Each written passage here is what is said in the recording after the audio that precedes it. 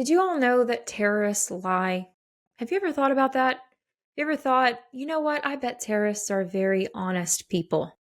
Well, a few months ago, last year sometime, we covered, not on the show, I think it was before I started the show, the fact that the United Nations cut the estimated casualty number from the Israel Hamas conflict in half quietly, probably trying to avoid press and questions about this. But they had to cut that number in half because it turns out they were getting their information from the terrorist organization Hamas themselves. And it turns out that those people do, in fact, lie and not always tell the truth and don't have everyone's best interests at heart. So, this is important to talk about because somehow this terrorist organization has captivated the liberal, progressive left in the Western world. They have taken over college campuses and our streets to protest Israel and call for a ceasefire. And so today we're going to talk about why is this important to recognize this fact and keep this in mind when we're hearing stories from the mainstream media or other sources or these trending reels or TikTok videos that seem so terrible, and they are. It is a tragedy when anyone loses their life, especially a civilian or a child from war. But this is going to show why we should care about the truth and take a moment and pause, put our thinking caps on, and consider what we're being told. Is it the truth? So, the Bibas family is what we're going to cover today, an update on them. I posted on my social media. I don't think I've talked about it on the show yet, at least not in great detail. I posted on social media some encouragement to some other people out there that might have been following the news that week. It was a tough week. It's also when we learned about the Christians being martyred in the Congo.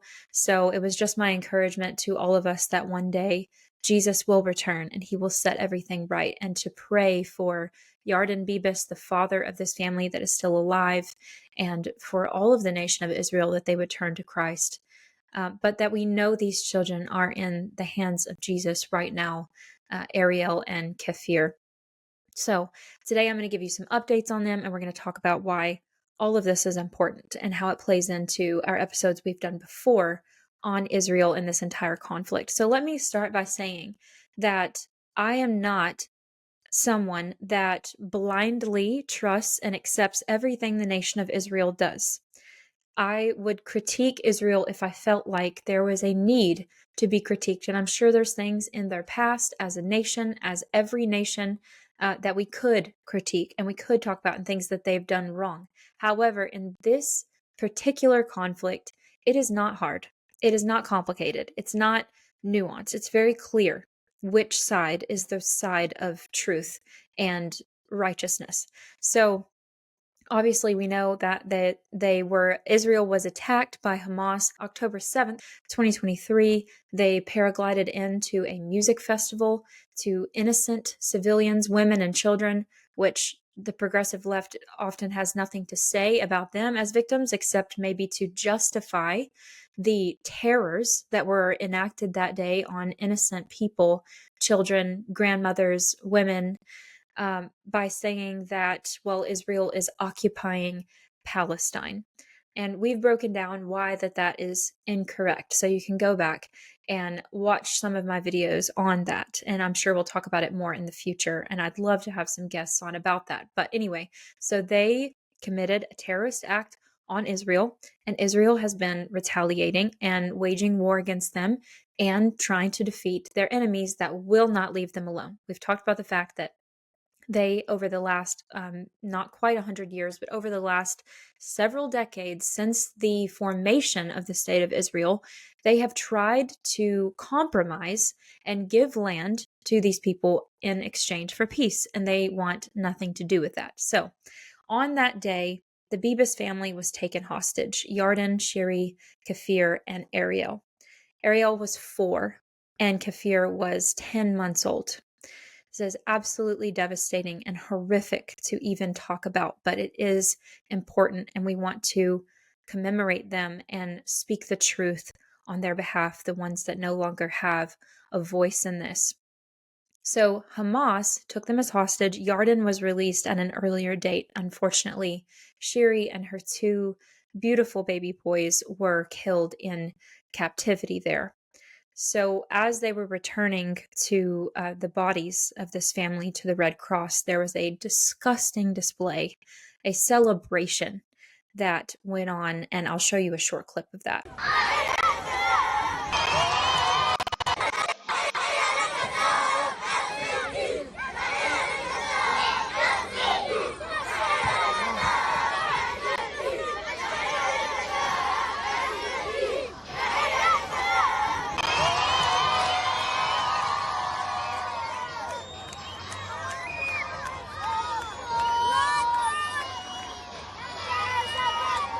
So, as you can see, even children are participating in this, and I don't blame them.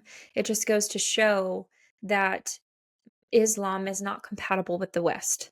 It is not compatible with Christian morality. It is the antithesis of Christian morality. And these children are indoctrinated from a very, very young age to hate Israel and to hate Christians, and that it's okay to kill them because they're the infidel. That's actually what their own religious text says.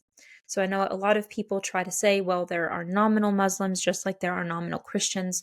However, their actual religious text commands them to murder anyone that will not convert to that religion. It is not a peaceful religion. And you can see that clearly displayed here in the celebration of two young baby boys that had nothing to do with this war. So you can also see that there's a poster here of Netanyahu in the background with vampire teeth. It's very disturbing. And basically, the claim that Hamas and this community is making is that Netanyahu, the prime minister of Israel, is responsible for the death of the Bibas family through the Israeli bombing in Gaza. Now, the forensic findings that we discovered later after the fact, after these bodies were released, which originally Shiri, it was not her body they discovered after forensics testing, and it was another body of a woman that they couldn't even identify.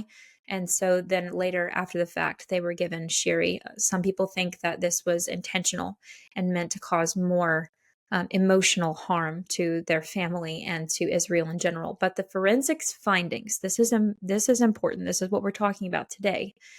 Further evidence that terrorists lie to further push their agenda and support of them from the West. That makes absolutely zero sense, especially the Gays for Palestine or whatever the group is called. It's totally upside down. But the whole calling evil good and good evil thing. So the forensics findings show that they were killed no later than November 2023 and by someone's bare hands. This is totally barbaric and wicked.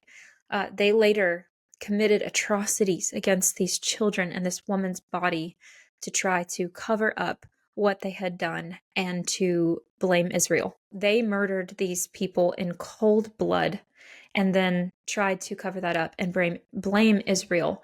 And this is all just totally ironic because the left and the progressives say that they care so much about women and children, and that's why that they're calling for a ceasefire, because all of these innocent people are dying in Gaza, and they're calling it genocide, which is totally false. So they're saying that they care about that, but they don't care that the side that started this conflict intentionally went after women and children and murdered them, and among many other atrocities that we don't even know about and probably couldn't stomach to know fully what is going on. But the thing about Hamas is that they intentionally build tunnels under these cities, under mosques and schools and hospitals to protect themselves. They use their own citizens as human shields to protect themselves. They have no regard for women and children, so they are just emotionally manipulating you into supporting their war on Israel and their whole cause that they do not believe Israel has the right to exist at all, and they want to totally eradicate them. They would be perfectly happy to kill every last Jew and wipe them off the face of the earth. They openly say that this is their goal. And by the way, The number of civilian casualties in the world wars, like World War I, World War II, were in the millions. They were in the millions. Israel does more than any other nation, probably in the history of the world, has done to prevent civilian casualties. We talked about that on the first episode I did, where they're dropping leaflets, they're making tens of thousands of phone calls, trying to tell people to evacuate so that they're not in the way of them getting to these terrorists. So they do everything in their power. And it's not to say that every single life that is lost, civilians, is a tragedy. It is. So I'm not saying that I'm happy about the fact that there are tens of thousands potentially. Again, this information is coming from Hamas, so we have to take it with a grain of salt, basically, is what I'm saying. And so I'm not saying that I'm happy about that or that I want that to continue. I don't. But the simple fact of the matter is that you are being lied to. Israel's doing everything in their power to protect innocent civilians, women, and children. And the numbers just don't support what the media is telling you. This is not, it's the intentional of a people group. This is just a simple side effect, an effect of war. This is what happens in war. People are going to lose their life, and it's a terrible thing. But we also don't support the idea that a sovereign nation cannot defend itself, especially against a terrorist group that absolutely will not leave them alone. They come in and they murder their people. They are sending bombs almost on a daily basis into Israel, and thank God they have the Iron Dome to protect them, or probably many more would die. This is not moral ambiguity. This is not Israel can do no wrong. But in this instance, like I said at the top of the episode, this is not difficult. They are protecting themselves against a terrorist organization, just as we would do and have done in the past. And we would not expect Palestine to not retaliate against Israel if they had flown in and paraglided in and murdered and kidnapped their women and children. We wouldn't expect the same out of them. So again, it is a tragedy when any person loses their life because of war. But this is not nuanced, and I will not pretend that it is.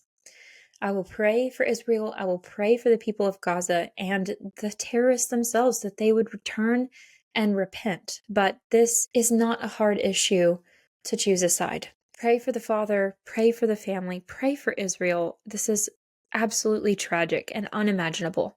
I cannot imagine losing my children, losing my husband, and much less in circumstances like this. And ultimately, I know that the side that is supporting this, it's because they're in spiritual darkness. Their minds are darkened because they do not know the truth. And we know that because of that, they will call evil good and good evil, and that they will think that the wisdom of God is foolishness. They will think the gospel is foolish and offensive. But that doesn't mean that we don't expose evil and speak the truth in love. That is our job as Christians, and we want to stand on the side of righteousness. We want to speak out for those that have no voice, speak out for those that are vulnerable, and standing for the truth, even if someone hates you for it in the moment. You never know what kind of rock in their shoe that could be. I've heard it put that way by one of my pastors that, instead of saying you're planting a seed, which, sometimes you are, but I like that analogy when it's someone that's very offended by what you have to say, or offended by the truth, offended by good and God and Jesus and the cross and the gospel. It's a rock in their shoe that maybe they can't forget, and that God might use as a part of their story and their testimony. Someday they might turn to Him, and you won't know that until heaven. But everything that we do matters, and standing for the truth matters. As a side note, I thought this was really interesting, and I would add it in here. Israel is trying to arm more of its citizens and loosen gun laws since this attack. I did not know this until I was researching for this episode, and I thought, I read about the fact that this family was in a safe room when they were attacked, and the Hamas, they found a way in to take this family. And I thought, man, why did they not have a weapon? You would think a nation like this that's attacked so often that people would arm themselves, but unfortunately, gun laws are rather strict there, and I just can't help but think, what if they had had a way to defend themselves? What if they had had guns to defend themselves against people with guns? Because that's what it takes. I can't help but ask that question. And this is not victim blaming in any way. It's not their fault, but it's something to consider for yourself. Are you able to protect your family against a terrorist attack? Unfortunately, it's much more likely now in the United States because we've had an open border for the last 4 years, and we've allowed many known and suspected terrorists into this nation, or um, gangs like Trende Aragua here that even are in my own state and in my city. So it's something to consider, and it's something that goes to show why you have to have the ability to arm yourself as a citizen and why we should protect the Second Amendment.